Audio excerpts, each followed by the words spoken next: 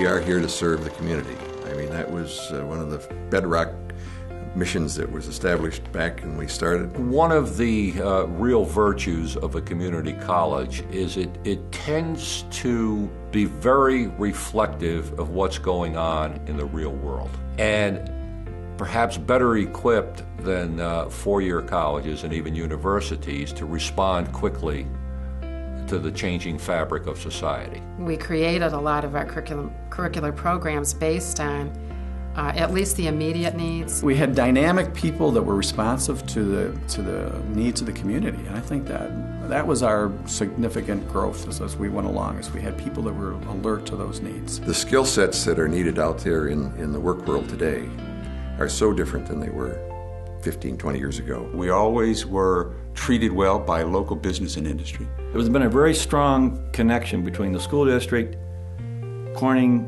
Glassworks at the time, Corning Incorporated now, and the college with regard to needs of sharing and cooperating on facilities to get programs launched. We did it with Corning with big projects and formal agreements with the other smaller companies. Where I could very proudly tell industry that whatever education you need, we're able to offer it. Come to us, tell us what it is, and we'll design the methods and the tools and offer it. The really big development with Corning Incorporated, with optoelectronics. I remember a very significant meeting with the principals of Corning Incorporated, the unions, Empire State Corporation, politicians, all together, and we had to prove to them that we could, in fact, provide that kind of training. We were constantly working with Corning management to make the whole process work. And that resulted in a training program which I think was kind of unique. It was a public-private partnership. These students were the best.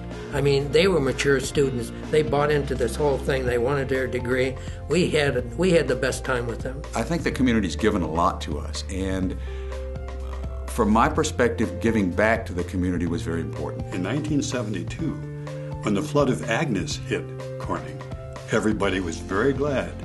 This was a nerve center for the whole community, and people lived here. There were families that lived here in the Commons. Everybody kind of joined forces and worked together to help one another out. A lot of us pitched in. We canceled classes and took on various roles around town. And there was a great deal of morale help, but there was also financial assistance. So the college was a major resource for the community at that time. Certainly Challenge Cup. The Community Cup Challenge, which actually was started by two of our faculty here, John Polo and Neil Bulkley. I just feel like that really, through the years, was a tremendous community effort on our part. That was great fun, that the faculty would get together and be part of the community. Again, this is the C in community college. We do have open house at the observatory. It is there for the community to observe. We bid on and were able to run the National Lacrosse Championship here in Corning, and the school district worked with us, and we were able to host it in the stadium downtown, which is a very nice venue. The people that are here today, they're very much involved in our community. They make very valuable contributions to service clubs, Chamber of Commerce, the Red Cross, the Boy Scouts, just to name a few. The community can see us involved in more than just a little place on top of the hill. Corning Community College is the community's college.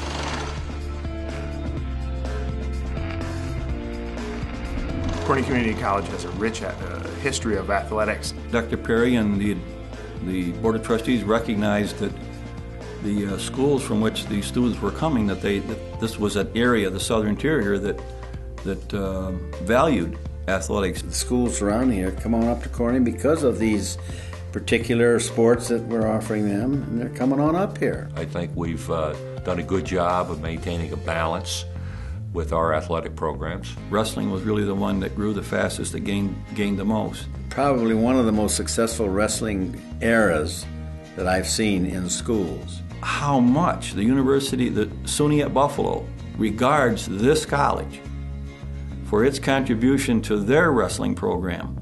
We sent a lot of high-quality wrestlers there who also got, of course, very good educations.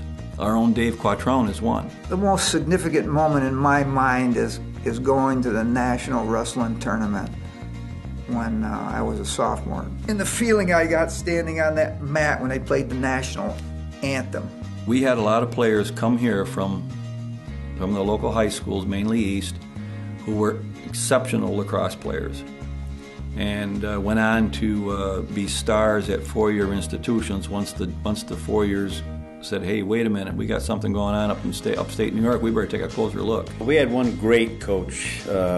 He was in the one of the other divisions. His name was Wayne Kenner. Bob Shattuck was the first basketball coach.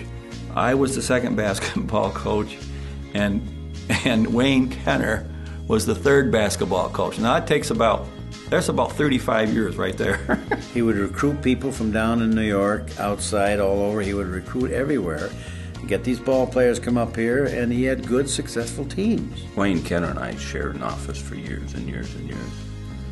It was considered the basketball office. They worried about every aspect of their lives to make sure that they were going to be successful. He set a standard for them that they had to academically achieve. The students that played for him have gone on, gotten their degrees, and become very, very successful in life. The legacy that Wayne left and the work he did with minority students was tremendous. Softball's been put on the map. There's been a national championship garnered. Kristen, my youngest, participated on the women's softball team, and we watched them win the national championship, which was quite a thrill. I've thought of our student athletes as being good representatives of CCC.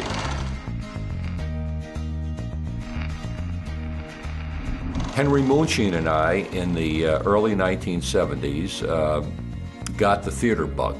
The drama days were just marvelous as a student. First show that we did, they were changing a set, flying something, and right in the middle of the show, the ropes broke and the whole thing came tumbling down. Henry and I developed some theater courses so the students could actually get credit hours. And the students that were involved, I found that many of them really got into it, and there were many of them that really you'd see them grow as actors from play to play. The drama group was very important to me as a connection to other people and artistic expression. Claire Reedy brought in a whole series. For 10 years we did Shakespearean plays with equity actors, guesting, and working side by side with the students. But this involves students and people from the community. Now, I'm very proud of the fact that the theater group still is alive and well at CCC.